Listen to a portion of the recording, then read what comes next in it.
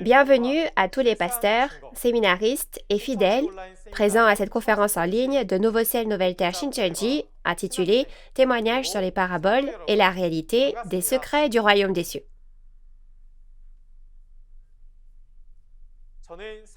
Je suis Chano Kwak et je serai votre présentateur aujourd'hui. Nous avons appris la vraie signification de la lumière, la lampe, l'aveugle, le sourd et l'habit de noces en parabole la dernière fois. La raison pour laquelle nous pouvons témoigner du sens et de la vraie réalité des paraboles à Nouveau Ciel Nouvelle Terre Shincheonji Église de Jésus est d'abord que toutes les paraboles ont été ouvertes clairement puisque le temps promis est venu, et ensuite c'est parce qu'il y a le pasteur promis qui a vu et entendu tous les secrets cachés du royaume des cieux aux côtés de Jésus. Aujourd'hui, j'espère qu'au cours de ce temps, vous pourrez vérifier le sens et l'accomplissement physique des paraboles, qui est la clé du secret du royaume des cieux, et acquérir une précieuse réalisation. Alors d'abord, prions avec le même cœur. Dieu notre Père très saint, plein d'amour et de grâce, merci beaucoup de nous permettre de vivre dans l'amour de Dieu aujourd'hui encore. En particulier, veuillez remplir de beaucoup de grâce et d'amour les précieux enfants de Dieu qui assistent à cette conférence en ligne de Nouveau Ciel Nouvelle Terre Shincheonji, témoignage sur les paraboles et la réalité des secrets du royaume des cieux. S'il vous plaît, en ce temps, ouvrez les yeux et les oreilles de tous les membres de la famille de la foi qui reçoivent ce témoignage pour qu'ils puissent voir et entendre la Bible et donnez-leur plus de réalisation. Guidez-les afin qu'ils puissent entrer dans la Bible et devenir de vrais croyants qui ne font qu'un avec Dieu, Jésus et la vérité. S'il vous plaît, guidez l'instructeur qui témoigne et guidez-nous du début à la fin afin que ce soit un temps précieux débordant de grâce et de gratitude, à la fois pour celui qui délivre la parole, comme pour ceux qui la reçoivent. Nous rendons gloire à Dieu pour tout et avons prié au nom de Jésus, qui a expié nos péchés. Amen. Témoignage sur les paraboles et la réalité des secrets du royaume des cieux. Aujourd'hui, nous allons voir la leçon numéro 9, le trésor et le riche en parabole. Nous allons accueillir l'instructeur Jae-won Ho de la tribu de Matthieu qui nous parlera du trésor et du riche en parabole. Bonjour et bienvenue à tous les pasteurs, séminaristes et fidèles du monde entier qui aiment Dieu et Jésus et qui espèrent aller au royaume des cieux et avoir la vie éternelle. Je suis Jae-won Ho, un instructeur du centre, et j'ai appris du chef de la tribu de Matthieu, une des 12 tribus de Nouveau Ciel Nouvelle Terre Shincheonji. Notre chef de tribu a lui-même appris du président de Nouveau Ciel Nouvelle Terre Shincheonji, Manny Lee. Merci beaucoup d'être présent à cette conférence en ligne d'aujourd'hui, intitulée Témoignages sur les paraboles et la réalité des secrets du royaume des cieux. Bien que nos dénominations et nos doctrines soient différentes, nous sommes tous des croyants qui placent leur espoir en Dieu et en le royaume des cieux. Puisque Dieu est la parole, j'espère que ce sera un moment béni pour rencontrer Dieu à travers la parole. J'espère que cette conférence sera pour vous un moment précieux pour comprendre le vrai sens et la réalité des paraboles du royaume des cieux dont Jésus a parlé. Le titre de la parole que nous examinerons aujourd'hui est le trésor et le riche en parabole. Je pense que les pasteurs connaissent également cette parole. Mais j'apprécierais que vous écoutiez encore une fois ce que je vais expliquer concernant ces choses aujourd'hui. J'espère que vous deviendrez le peuple du royaume des cieux qui entendra clairement le vrai sens de la parabole du trésor et du riche dont parle la Bible et le gravera dans son cœur. Tout d'abord, Il existe deux types de trésors dans la Bible, le trésor physique et le trésor spirituel, soit le trésor physique en parabole. De plus, puisqu'une personne qui a beaucoup de richesses, de trésors, est riche, il existe deux types de personnes riches, le riche physique et le riche spirituel, soit le riche physique en parabole. Cher pasteur, que pensiez-vous de ces choses avant? Dans les 4 évangiles et l'Apocalypse, Jésus a parlé en parabole et en secret selon la volonté de la parole de Dieu.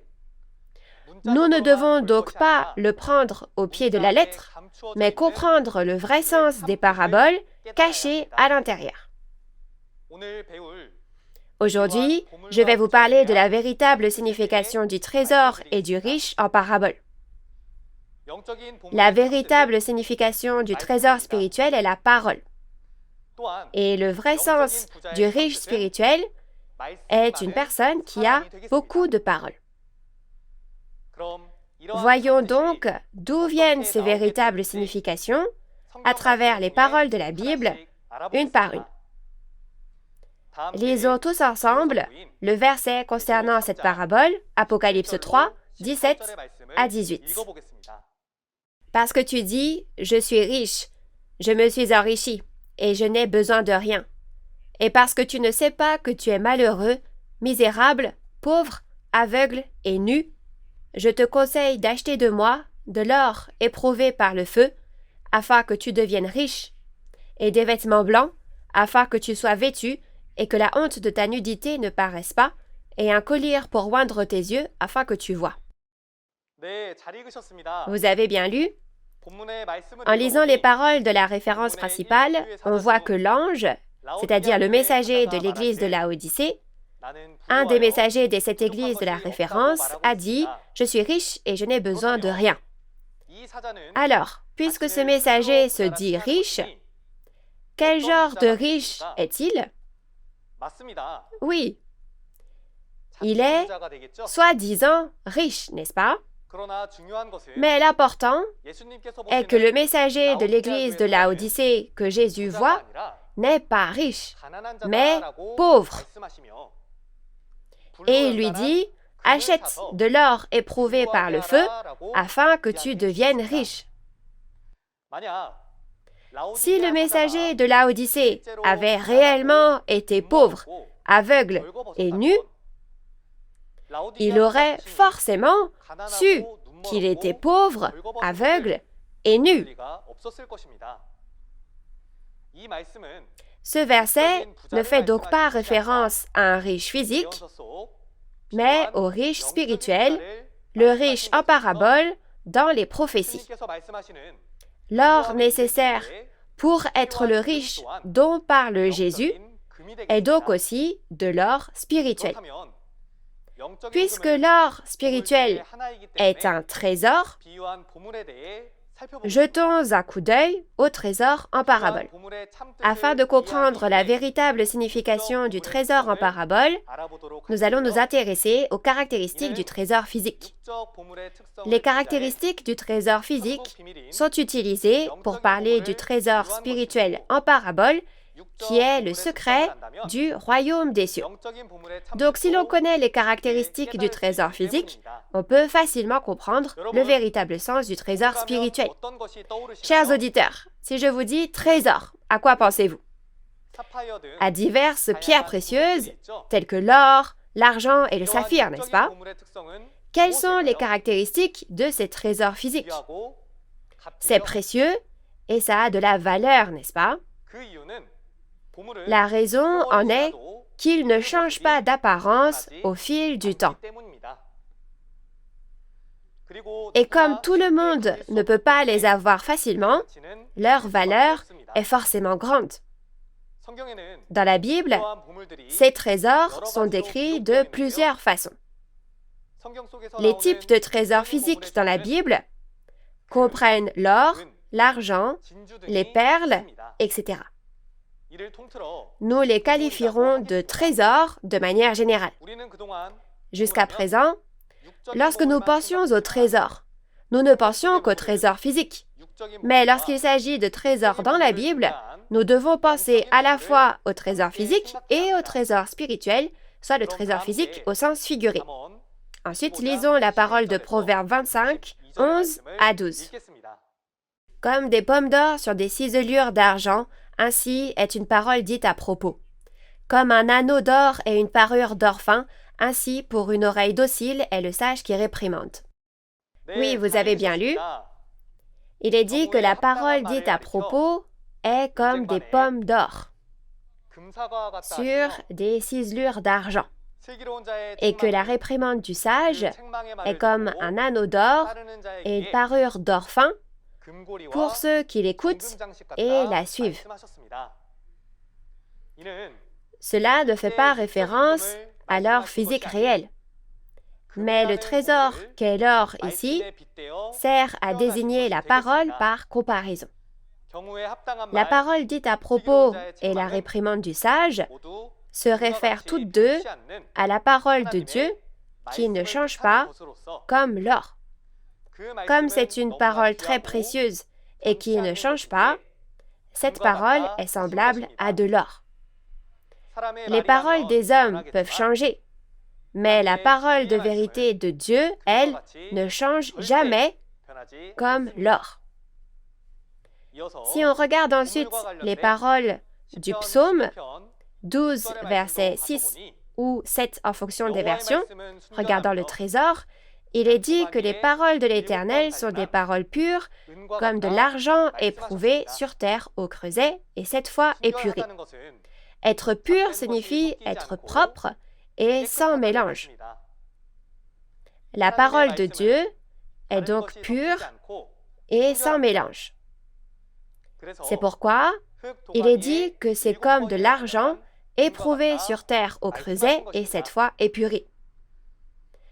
N'est-ce pas exempt d'impureté si c'est trempé 7 fois dans un creuset de terre? De cette façon, l'argent qui a été raffiné 7 fois est aussi une sorte de trésor et sa véritable signification est la parole. Dans notre vie quotidienne aussi, nous appelons la personne ou la chose que nous aimons mon trésor, n'est-ce pas? De cette façon, non seulement la parole de vérité que Dieu considère précieuse, mais aussi la personne qui a la parole de vérité sont considérées comme un trésor. De cette façon, comme nous le voyons dans Lamentation 4, verset 2, les fils de Sion sont considérés comme précieux. Et la valeur de ces précieux fils de Sion est égale à celle de l'or fin. Qui sont les fils de Sion dont on parle ici? Cela fait référence au peuple de Dieu et non aux païens. Le peuple de Dieu se distingue de nombreuses autres nations et ce sont aussi ceux qui ont reçu la parole de Dieu. Il a dit que ceux qui possèdent la parole de Dieu sont comme l'or fin.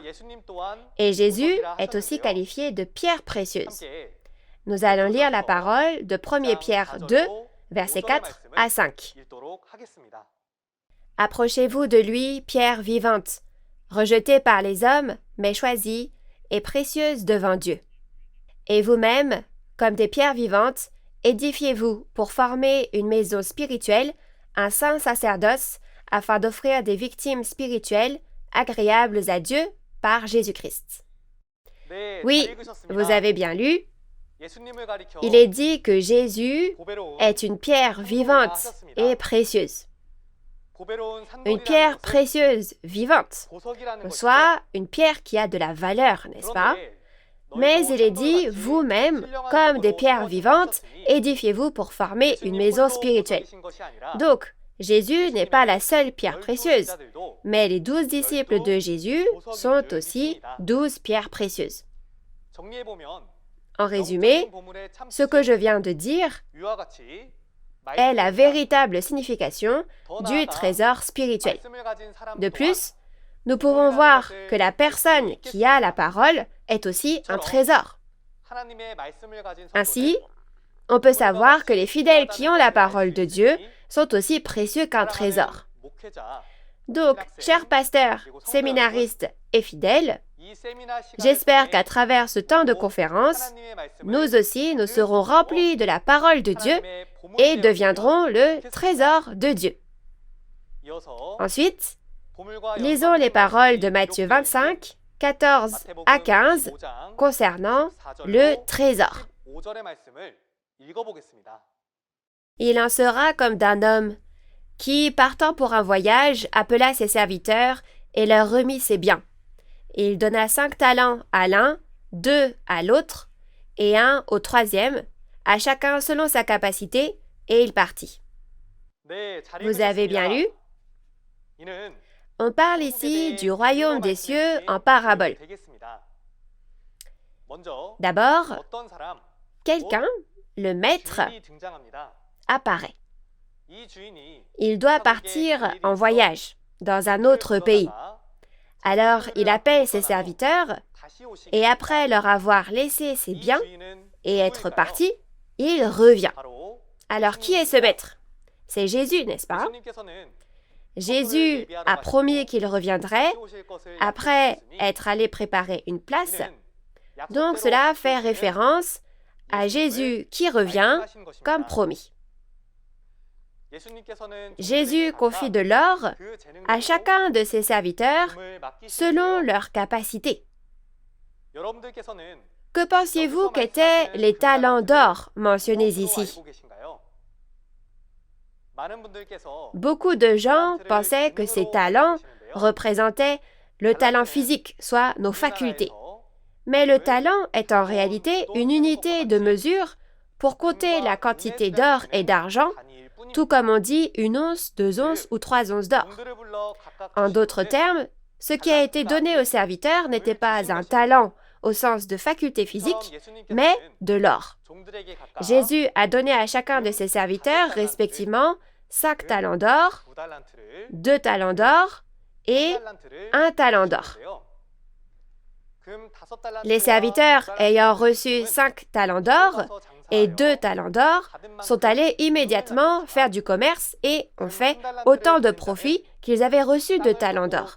Mais celui qui avait reçu un seul talent a creusé la terre et y a caché l'argent de son maître. Et Jésus qui revient fait le compte des talents d'or qu'il leur avait confiés. Ceux qui ont reçu 5 et 2 talents sont allés tout de suite faire du commerce et du profit, donc il les complimente en leur disant qu'ils ont bien fait. Et celui qui a reçu 1 talent d'or, il lui dit que ce qu'il avait reçu lui sera enlevé parce qu'il n'a pas fait de profit et qu'il est donc inutile, et il le chasse dehors dans les ténèbres où il y a des pleurs et des grincements de dents. L'or est l'un des types de trésors que nous avons appris aujourd'hui. Alors, vous tous qui écoutez ceci, est-ce que le talent d'or que Jésus le Maître a donné à chacun de ses serviteurs était de l'or véritable? Il ne leur a pas donné de l'or physique, mais de l'or spirituel, c'est-à-dire la parole. Alors, les serviteurs, avec cette parole comme de l'or, même si chacun en a une quantité différente, doivent faire de leur mieux pour faire du commerce et du profit. Puisque l'or mentionné ici est la parole, faire du commerce signifie ici l'évangélisation, le fait de prêcher la parole. Chers pasteurs, séminaristes et fidèles du monde entier, j'espère que vous graverez bien dans votre cœur les paroles de cette conférence que vous écoutez et que vous ferez de votre mieux pour partager la vérité que vous avez reçue de Jésus afin que nous puissions tous ensemble participer au salut. Nous avons vu le trésor en parabole. Ainsi, comme dans Apocalypse 3, versets 17 à 18, qui est le verset sur la parabole d'aujourd'hui, l'or que Jésus a dit au messager de l'église de Laodicée d'acheter, l'or éprouvé par le feu, n'est pas de l'or véritable, mais de l'or spirituel, c'est-à-dire qu'il lui dit de se remplir de la parole. Examinons maintenant les différents types de trésors spirituels. Il existe deux sortes de trésors spirituels. L'un est le trésor de Dieu et l'autre est le trésor de Satan. Le trésor de Dieu est la parole de vérité, mais le trésor de Satan est un faux trésor et fait référence à la fausse vérité. Dans Apocalypse 17, versets 4 à 5, il est dit que la prostituée de Babylone est parée d'or, de pierres précieuses et de perles. Cette prostituée est un faux pasteur qui reçoit la semence de Satan, qui est la fausse vérité, et est avec Satan. Il est dit que c'est un faux pasteur qui s'est orné de toutes sortes de fausses vérités, ce qui est comparé au fait d'être orné d'or, de pierres précieuses et de perles. En d'autres termes, l'or, les pierres précieuses et les perles que la prostituée possède sont les trésors de Satan et représentent la fausse vérité. Les trésors de Satan sont également décrits dans Apocalypse 18, verset 12. Il y a de l'or, de l'argent, des pierres précieuses, des perles, etc., qui appartiennent à Babylone, la demeure des démons. Encore une fois, ce ne sont pas de vrais trésors, mais cela fait référence à la fausse vérité. En voyant cela, j'espère que nous nous remplirons de la parole de Dieu, qui est la vraie vérité, et non de la fausse vérité, qui est le trésor de Satan, et deviendront le trésor de Dieu. De cette façon, nous avons vu le trésor de Satan. La raison pour laquelle nous pouvons comprendre les trésors dont on parle en parabole est que leur accomplissement physique est apparu. La réalité du trésor de Dieu au premier avènement était Jésus et ses disciples qui ont reçu la parole et la parole de vérité. Parce que ce sont ceux qui possèdent la parole de Dieu, ils sont comme un trésor aux yeux de Dieu. Est-ce que vous tous qui écoutez cette conférence aviez les trésors de Dieu ou aviez-vous les trésors de Satan? Comme nous l'avons vu à travers la parole, seuls ceux qui ont les trésors de Dieu iront au royaume des cieux.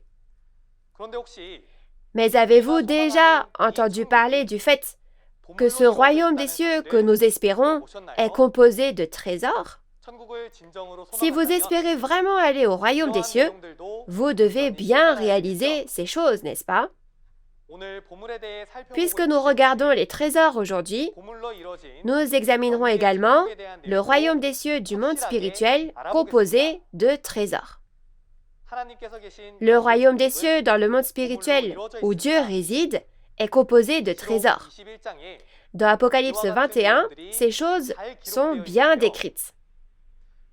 Cependant, la réalité est que beaucoup de gens comprennent à tort qu'il s'agit d'un trésor physique. Chers auditeurs, avez-vous été au royaume des cieux? Ou avez-vous déjà entendu un témoignage concernant le royaume des cieux? Nous devons comprendre le sens précis de ce que Dieu dit à travers la Bible, pas les paroles des hommes. Lisons ensemble les paroles d'Apocalypse 21, versets 10 à 14. Et il me transporta en esprit sur une grande et haute montagne. Et il me montra la ville sainte, Jérusalem, qui descendait du ciel d'auprès de Dieu, ayant la gloire de Dieu.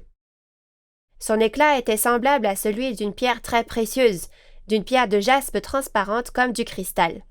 Elle avait une grande et haute muraille, elle avait 12 portes, et sur les portes 12 anges, et des noms écrits, ceux des 12 tribus des fils d'Israël.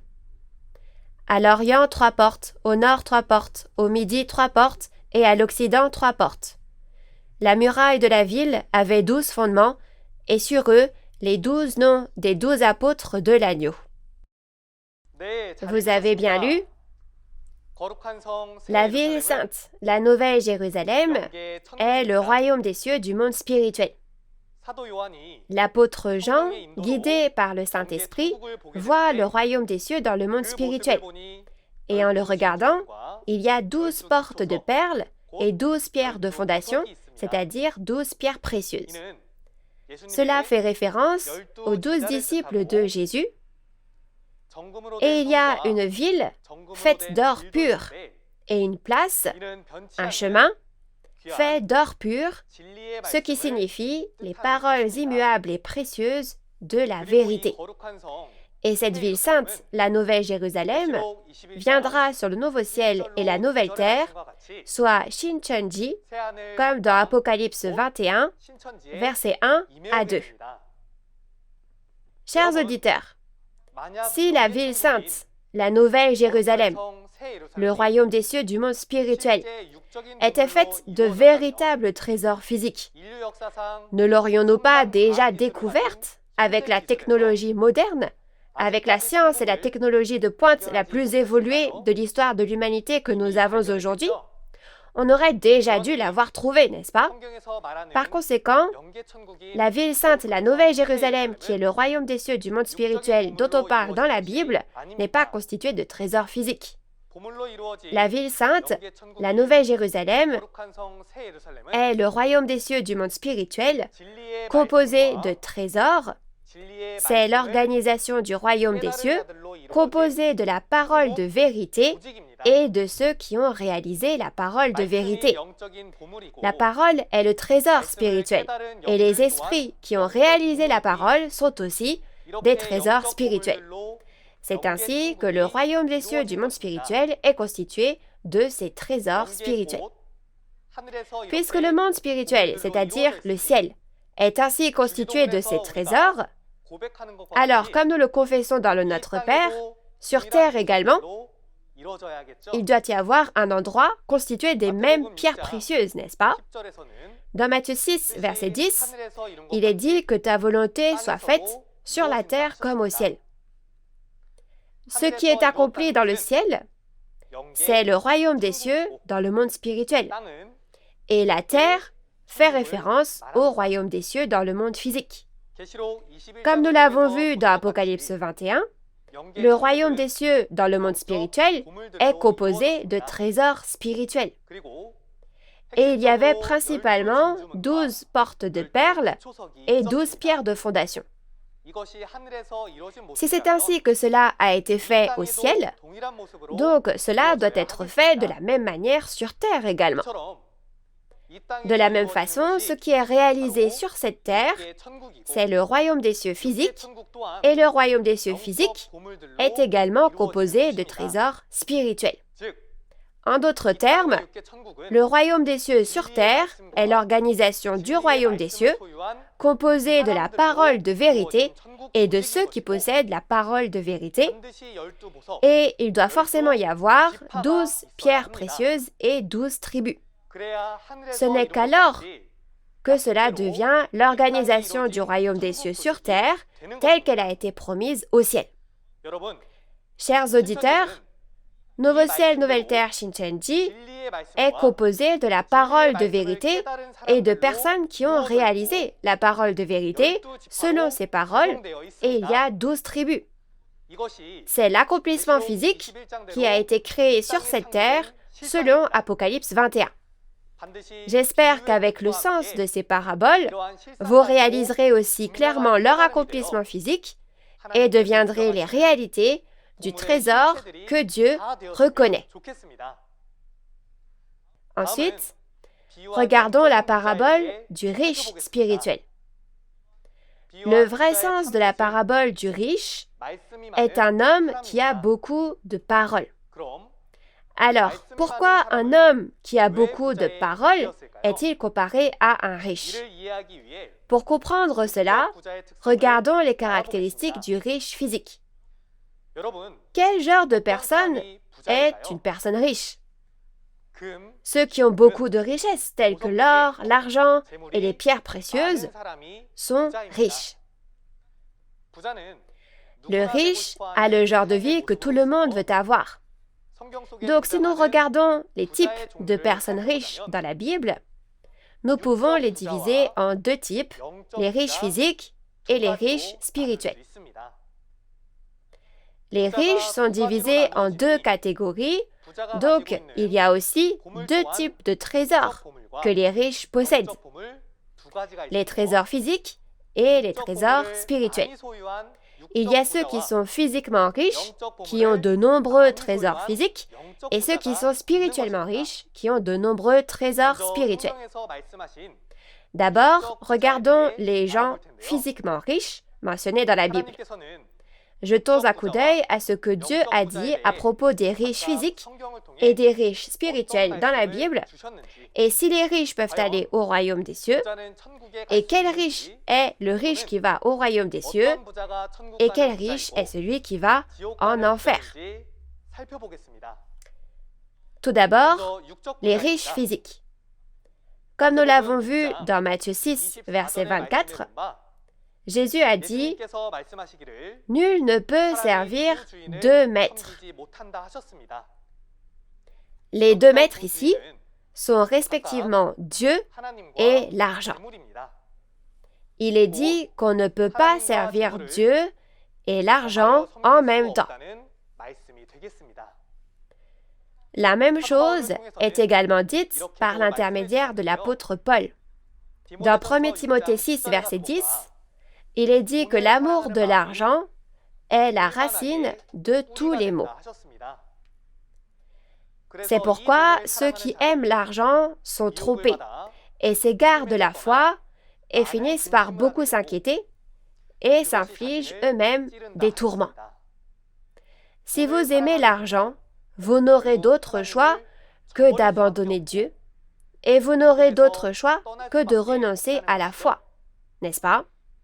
C'est pourquoi Jésus a dit qu'il est difficile pour un riche d'entrer au royaume des cieux, et il a utilisé la parabole selon laquelle il est plus facile pour un chameau de passer par le trou d'une aiguille que pour un riche d'entrer au royaume des cieux. Cela ne veut pas dire que les riches ne peuvent pas aller au royaume des cieux, mais c'est un enseignement selon lequel, pour aller au royaume des cieux, nous devons abandonner notre amour pour les choses matérielles. Si le riche est une personne avec beaucoup de biens matériels comme ceci, examinons la véritable signification du riche spirituel à travers les caractéristiques du riche physique.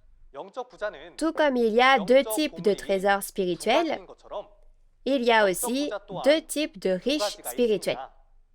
Premièrement, l'homme riche de Dieu est celui qui possède beaucoup de trésors de Dieu, la parole de vérité, et ce type de riche ira au royaume des cieux.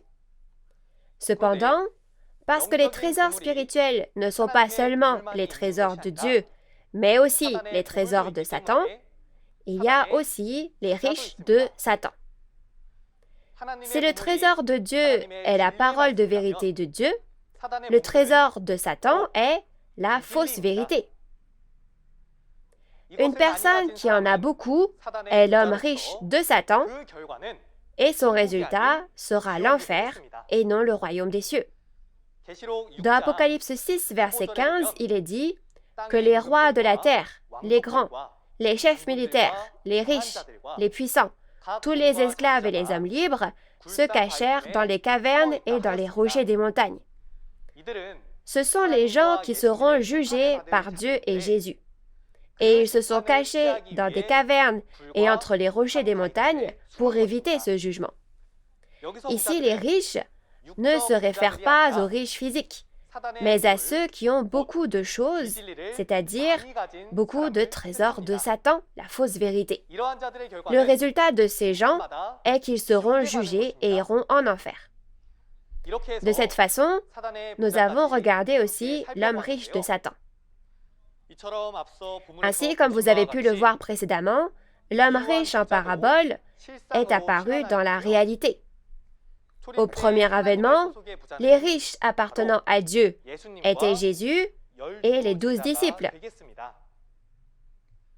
Jésus et ses disciples étaient remplis de la parole de Dieu et le résultat est le royaume des cieux. Chers pasteurs, séminaristes et fidèles. En utilisant la Bible comme un miroir, nous devons regarder si nous sommes les riches de Dieu ou les riches de Satan et rencontrons à tout prix le vrai pasteur de Dieu et remplissons-nous de la parole de vérité afin que nous puissions devenir des enfants de Dieu qui jouissent des bénédictions du royaume des cieux et de la vie éternelle.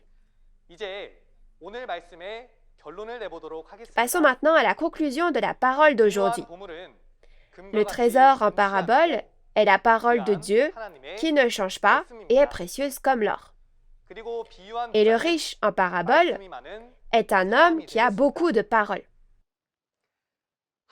La parole de Dieu est comparée à un trésor par comparaison aux choses du monde, mais en réalité, c'est la parole de Dieu qui sauve notre esprit.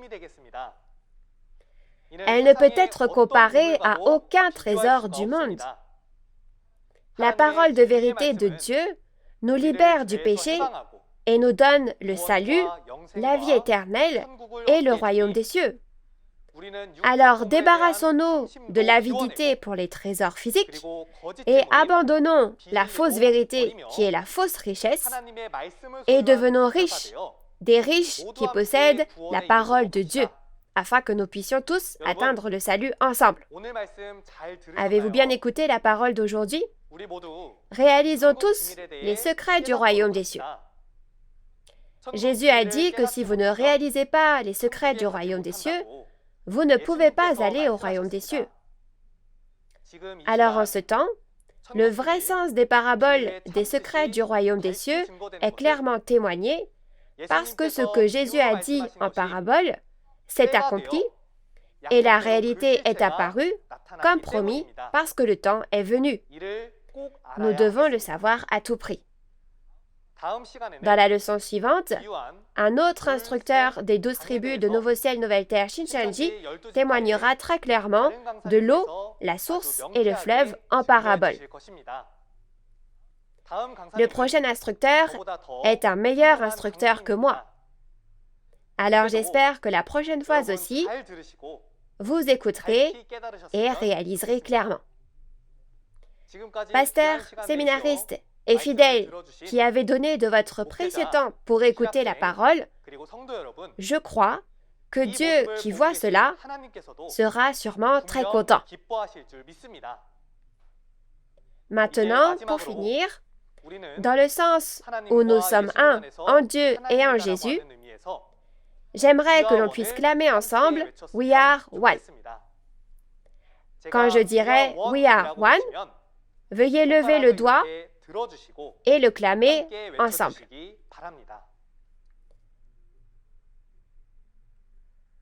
Nous sommes un en Dieu et en Jésus. We are one. Nous sommes un. Nous allons tous prier Dieu avec le même cœur. Dieu le Créateur, notre Père, qui est le grand Seigneur du ciel et de la terre, envers qui nous sommes reconnaissants. Nous vous rendons une grâce et une gloire infinie pour la grâce que vous nous avez accordée aujourd'hui de nous donner une vie si précieuse et aussi pour nous permettre d'entendre les précieuses paroles de Dieu le Père. Accordez la grâce et la réalisation à nos bien-aimés pasteurs, séminaristes et à tous les fidèles, afin que nous puissions pleinement réaliser ces paroles et graver les secrets du royaume des cieux de Dieu, la parole de l'Apocalypse dans nos cœurs, et afin que nous puissions naître de nouveau en tant que précieux enfants de Dieu. S'il vous plaît, guidez-nous pour que le monde où règne Dieu le Père puisse venir le plus tôt possible. Dieu notre Père, nous croyons que toutes choses sont en train d'être renouvelées. Dans un tel temps, Dieu le Père seul soyez glorifié. Et s'il vous plaît, soyez avec nous, afin que toute l'humanité dans le monde puisse vraiment vivre avec Dieu le Père pour l'éternité.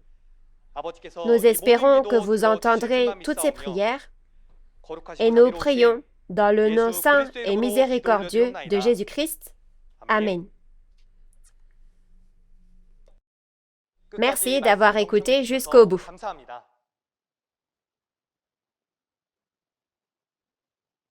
À moins que vous ne naissiez d'eau et d'Esprit Saint, Jésus dit que vous ne pouvez pas entrer au royaume des cieux, le royaume de Dieu, le royaume des cieux.